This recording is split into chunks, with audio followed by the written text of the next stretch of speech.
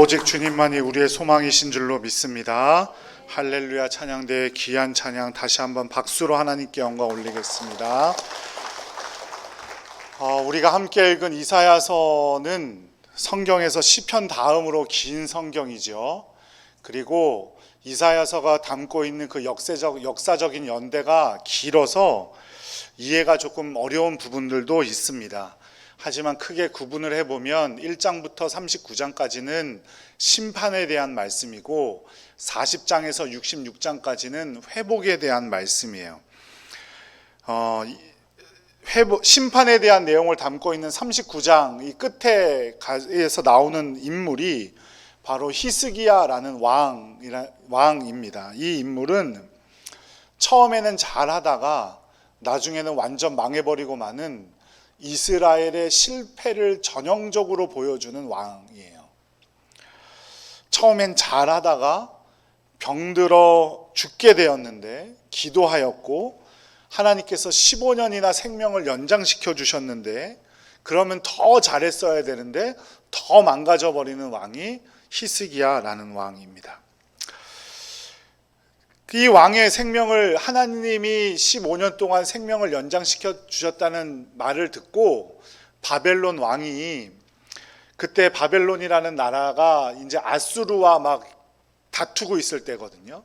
그래서 유대인의 왕과 내가 잘 사귀어 놓으면 나쁜 일은 없겠다 싶어서 사절단을 보내와요. 그런데 히스기야가 자기의 병을 고치는데 한 거라고는 벽 보고 기도한 것밖에 없잖아요. 그죠? 그러니까 아무것도 한 일이라고는 사실은 없었는데 이 바벨론이라는 이제 막 크고 있는 신흥 국가에서 사절단을 보내오니까 히스기야가 신이 난 거예요. 그래서 어떻게 하냐면 자신의 국력이 얼마나 센지 사절단들에게 전부 다 보여줍니다. 그리고 하나님께서 자기를 살려주셨다는 생각은 까마득히 잊어버리고 자기가 바벨론과 동맹을 맺으면 자신의 나라가 도움이 되겠다라고 생각하고 바벨론과 협약을 맺어버리게 되죠. 자기 자신은 한 것이 아무것도 없으면서 히스기야는 어느새 교만해져서 자기들이 무엇인가 된 것처럼 행동했어요. 이 모습을 본 하나님께서 이사야 선지자를 통해서 히스기야에게 하신 말씀은 무엇이냐면 너희는 분명히 바벨론에게 망하게 될 것이고 내 아들들, 내 후손들은 바벨론 왕을 섬기는 환관이 될 것이다. 이렇게 말씀을 하세요. 그런데 더 과간인 것이 그러면 어떻게 해야 될까요? 그런 말을 들으면 회개를 해야 되고 돌이켜야 하는데 히스기야가 뭐라 그러냐면 그 일이 내 생전에만 일어나지 않으면 나는 아무 상관없습니다. 이렇게 얘기를 해요. 그러니까 얼마나 웃긴 왕이에요. 그죠? 나는 죽었으니 상관없고 내 자식이 되든 뭐 어떻게 되든 상관없고 나라가 되든 어떻게 상관없고 내 그런 일들은 나 죽고 나서 생길 거니까 난 상관없어요. 이렇게 대답을 한 거예요. 히스기야는 초반에는 엄청나게 훌륭한 왕의 모습을 보이죠. 종교개혁을 해가지고요. 유월절 절기를 회복하고 그 이방신을 섬기는 산당을 쫓아내고 또 어떤 일을 하냐면 또 훌륭한 왕이어서 그 수비를 단단히 한단 말이에요. 방벽을 세우고 수비를 강화하고 또 예루살렘 안에 식수를 확보하기 위해서 우리가 잘 알고 있는 실로암이라는 연못을 만들고 그것을 통하는 수로를 낸 왕이 바로 히스기야라는 왕이에요. 그런데 왜 이 왕은 망하게 되었을까요? 처음 모습만 살펴보면 히스기야라는 왕은 정말 훌륭한 왕이었어요. 아버지 아하스라는 왕이 있거든요. 히스기야의 아버지가 아하스인데 아하스라는 왕은 어떤 일을 하던 사람이냐면 자기의 자녀를 제물로 바치는 제사를 받는 몰렉이라는 이방신을 섬기던 왕이었어요. 우상 숭배에 최고 앞장서던 사람이 아하스였어요. 그런데 그런 아버지에게서 특출한 아들이 태어났는데 히스기야는 병에 걸리고 또 하나님으로부터 생명의 연장을 받았고 그러면 더 잘해야 될 텐데 급격하게 무너지는 모습을 보입니다. 우리는 이런 일들을 보면 의구심이 들죠. 왜 이런 일이 벌어질까? 하나님은 왜 굳이 히스기야를 15년 동안 살리셨을까? 그냥 죽게 놔뒀으면 오히려 히스기야는 훌륭한 왕으로 많이 칭찬을 받진 않았을까? 우리는 그 이유를 알 수가 없습니다. 왜냐하면 그것은 전부 다 하나님의 일이기 때문이에요. 우리들 가운데 이해할 수 없는 일들이 너무나 많이 일어나고, 정말 소름 끼치도록 싫은 일도 일어나고, 어쩔 때는 너무너무 당황이 될 만큼 좋은 일들도 많이 일어나는데, 그런 일들이 왜 일어나는지는 우리는 아무도 알 수가 없어요.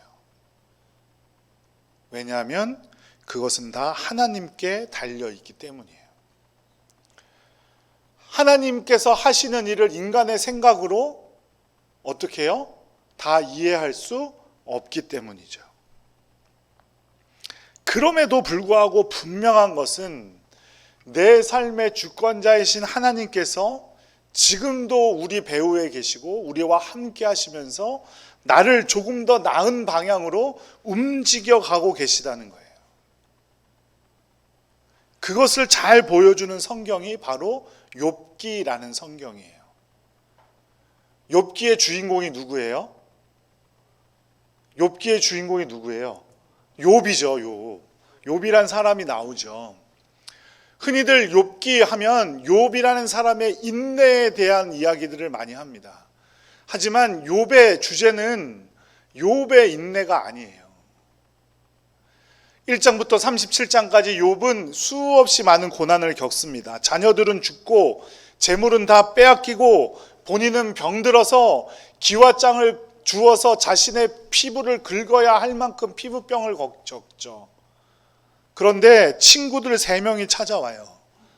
그런데 이 친구들은 와서 위로하기는커녕 틀림없이 뭔가 잘못됐을 거야, 네가 회개해야 돼, 계속해서 이런 이야기만 합니다.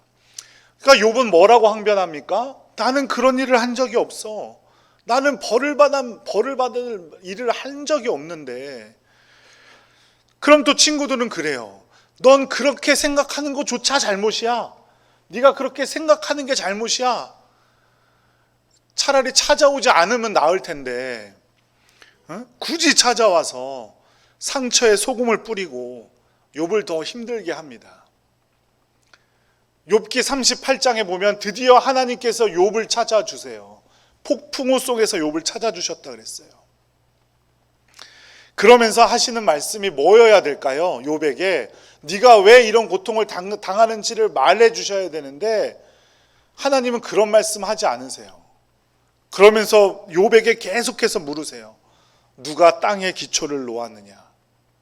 이 땅의 주추는 누가 세웠느냐? 누가 별을 움직이냐? 암사슴이 새끼를 낳을 때를 누가 알고 있느냐? 들나귀의 힘은 어디서 나오는 것이냐? 메뚜기의 다리의 힘은 어디서 나오는 것이냐? 천지의 모든 만물을 말씀하실 것처럼 피조물에 대해서 말씀하고 물으세요. 이게 무슨 의미일까요? 결국 그 모든 것들이 누구의 손에 달려 있다는 거예요? 하나님의 손에 달려 있다는 거예요. 그러므로 욥도 누구의 손에 달려 있다는 거예요? 하나님의 손에 달려 있다는 거예요. 그러면 저와 여러분은 누구의 손에 달려 있다는 거예요? 하나님의 손에 달려 있다는 거예요. 세상 사람들은 세상의 원칙대로 인과율, 인과응보, 권선징악 이런 원리로 세상이 흘러갈 거라고 착각들하고 살아가지만 그렇지 않고 세상은 누구에게 달려있다는 거예요? 하나님께 달려있다는 거예요. 그러니 욥의 삶도 하나님의 손에 달려있다고 말씀을 하시는 거고, 우리의 삶이 의미 있고 행복해지기 위해선 하나님께 붙들려야 된다는 거예요. 우리는 세상의 원칙대로 살아가는 사람들이 아니에요. 하나님의 방식대로 살아가는 사람들인 줄로 믿습니다. 그러니 내가 너희를 지었고 너희는 내 손에 달려 있는 거야. 그런데 왜 너는 세상의 법칙대로 그렇게 생각하며 살아가니? 내가 너를 절대로 놓지 않을 테니까 걱정하지 말고 이 땅에서 담대하게 살아가라. 그렇게 하나님께서 욥에게 말씀하시는 것이 바로 욥기의 주제예요. 우리의 삶도 마찬가지예요. 우리의 삶도 하나님께 붙들려야 할 줄로 믿습니다. 우리를 위로하시는 하나님, 우리를 조금 더 나은 방향으로 조금씩 움직여 가고 계신 그 하나님께 우리의 삶이 붙들릴 때 우리가 이 땅에서 담대히 살아갈 줄로 믿습니다. 그제서야 욥은 대답합니다. 욥기 40장 4절 말씀을 함께 읽어보도록 하겠습니다. 보소서, 나는 비쳐나오니 무엇이라 주께 대답하리이까? 손으로 내 입을 가릴 뿐이로소이다. 욥이 그 놀라운 하나님의 창조의 역사들을 들은 다음에 뭐라고 그랬다고요? 손으로 내 입을 가릴 뿐이로소이다. 이게 어떤 의미예요? 하나님, 내가 교만하여서 하나님께 따지듯이 이런 일이 왜 벌어지냐고 내가 물었네요. 잘못했습니다. 이제 내 입을 닫고 내 삶을 하나님께 맡기겠습니다. 주님의 위로와 주님의 역사에 내 삶을 맡기겠습니다. 그러니 나를 좀 도와주세요. 욥의 고백입니다. 그래서 예수님도 말씀하신 거예요. 마태복음 5장 3절 말씀 시작. 심령이 가난한 자는 복이 있나니 천국이 그들의 것임이요. 심령이 가난하다는 건 어떤 의미입니까? 내 스스로는 할 수 없고 누구의 손에 붙들렸을 때 할 수 있다는 거예요. 하나님의 손에 붙들렸을 때 할 수 있습니다. 그 마음 품는 게 바로 심령이 가난한 거예요. 그럴 때 어디를 소유할 수 있다고요? 천국을 소유할 수 있다고요. 내가 하는 일이 아니라 하나님께서 해주시는 일임을 깨닫고 인정할 때, 하나님이 해주신다는 믿음으로 주님의 위로 앞에 설 때 우리가 하나님의 나라에 들어갈 수 있는 줄로 믿습니다.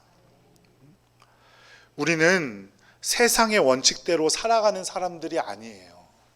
우리는 하나님의 원칙대로 살아가는 사람들이고 하나님의 손에 붙들려 살아가는 사람들이에요. 주님의 위로하심이 우리의 참된 평화고 우리의 참된 소망인 줄로 믿습니다.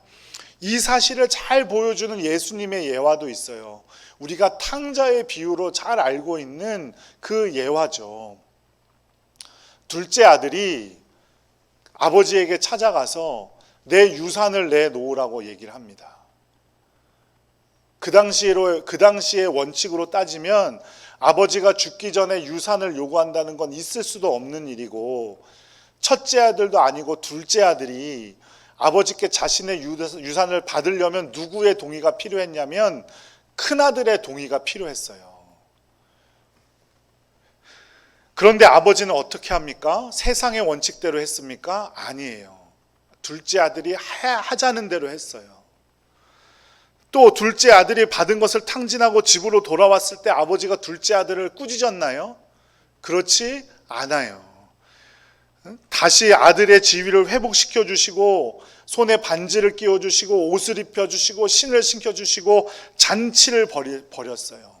왜 그럴까요?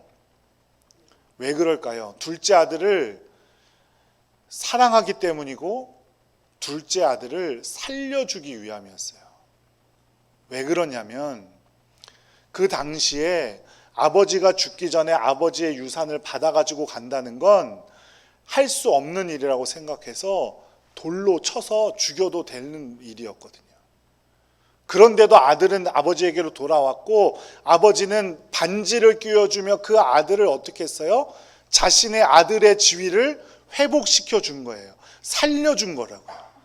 그 당시의 원칙으로는 절대 있을 수 없는 일이에요. 그런데 그 집에 세상의 원칙으로만 살아가려고 하는 사람이 한 명 있었어요. 그게 누구예요? 큰아들이죠. 못마땅하잖아요. 아버지가 못마땅해요. 자기 동생은 아마 때려 죽이고 싶었을지도 몰라요. 그런데 아버지는 그 큰 아들에게 원칙이 뛰어넘는, 세상의 법도를 뛰어넘는 말씀을 전합니다. 누가복음 15장 32절 함께 읽을게요. 이 내 동생은 죽었다가 살아났으며 내가 잃었다가 얻었기로 우리가 즐거워하고 기뻐하는 것이 마땅하다 하니라. 둘째 아들을 잃었다가 얻었기 때문에 기쁨이 큰 것이지 둘째 아들을 꾸짖는 것이 우리의 것이 아니다 이 말이에요. 우리 하나님의 선택과 위로하심은 이 땅의 원칙을 뛰어넘는 것인 줄로 믿습니다. 우리는 하나님의 자녀예요. 내가 만일 살인죄를 지었다고 가정해 봅시다. 그런 일이 있으면 절대로 안 되겠지만 친구가 나를 숨겨주면 그 친구는 벌을 받을까요? 안 받을까요? 벌을 받아요. 범죄자 은닉 이런 걸로. 부모님이 나를 숨겨주면 부모님은 벌을 받을까요? 안 받을까요? 안 받습니다. 왜 그런지 알아요? 부모와 자녀는 세상의 원칙을 뛰어넘는 관계이기 때문이에요. 그런데 이 세상을 지으시고 우리를 인도하시고 우리를 여기까지 이끌어 주신 그 하나님께서 우리의 뭐가 되어 주신다고요? 아버지가 되어 주신다고요. 세상의 어떤 원칙도 뛰어넘는 그 원칙으로 우리를 사랑하여 주시고 우리를 위로하여 주시는 하나님이신 줄로 믿습니다. 야곱이 야복강 나루에 홀로 남겨졌을 때 하나님께서 야곱을 먼저 찾아주셨어요.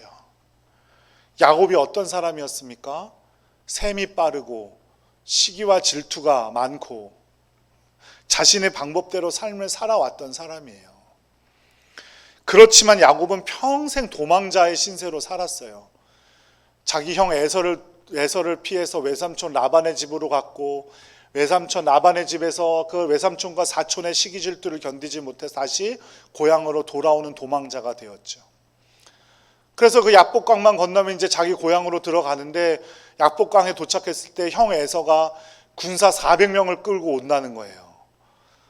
또 나는 여기서 죽나 보다 하고 이 야곱이 선택한 게 뭐냐면 선물을 준비하고 자기 아내와 자식들은 강을 건너가게 한 거예요. 자기는 강 건너편에 있고. 얼마나 치사한 사람이에요. 그죠? 어떻게 하려는 거예요? 자기 자녀와 자기 아내가 잡혀갈 때 자기는 어떻게 하려고요? 도망가려고. 그날 밤에 그 야곱이 홀로 남겨졌을 때 하나님께서 먼저 찾아와서 야곱을 만나주세요. 그리고 씨름을 할 때 누가 이겼다고요? 야곱이 이겼대요. 하나님이 야곱에게 힘이 없어졌을까요? 아닐 거예요. 저는 이게 분명히 져주신 거라고 생각을 해요. 하나님께서 져주셨을 거예요. 그러고 야곱을 다시 세워주셨어요. 하나님과 겨루어 이긴 자, 이스라엘이라는 이름을 거기서 주시죠. 낙심하고 낭망하고 평생토록 노력하고 수고하고 살아봤지만 도망자 신세일 뿐이라는 자신을 탄식하고 있었던 야곱을 다시 하나님의 자녀로 하나님의 민족으로 삼아 주신 거예요. 그 놀라운 위로하심이 우리에게도 있는 줄로 믿습니다.